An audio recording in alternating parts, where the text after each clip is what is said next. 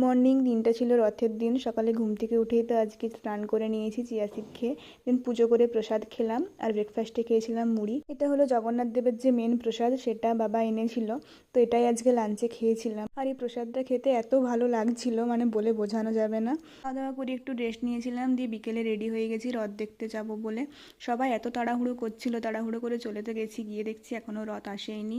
অনেকটা time wait করতে হয়েছে সেখানে, দিয়ে ফাইনালি রথ এলো।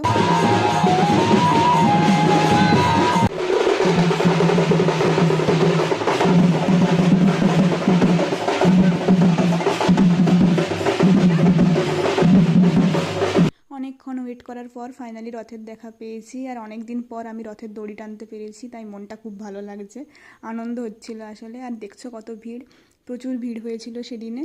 তো আমরা রথ দেখার পর রথের পেছন পেছন কিছুটা গিয়েছিলাম, তারপরে বৃষ্টি নেমে গিয়েছিল মাঝে হঠাৎ করে, তো আমার ভিডিও করার টাইমই পাইনি।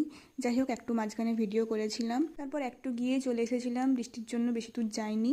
বাড়িতে এসে একটু ভিডিও করলাম, তারপরে তো খেলাম চা আর পাঁপড় ভাজা। রথের দিন পাঁপড় ভাজা খেতে হয়, বাইরে তো খেতে পারিনি। আর রাত্রে ডিনারে ছিল ভাত, পটলের তরকারি আর পোস্ত। That's it for today. তোমরা জানিও কেমন লাগলো। টাটা।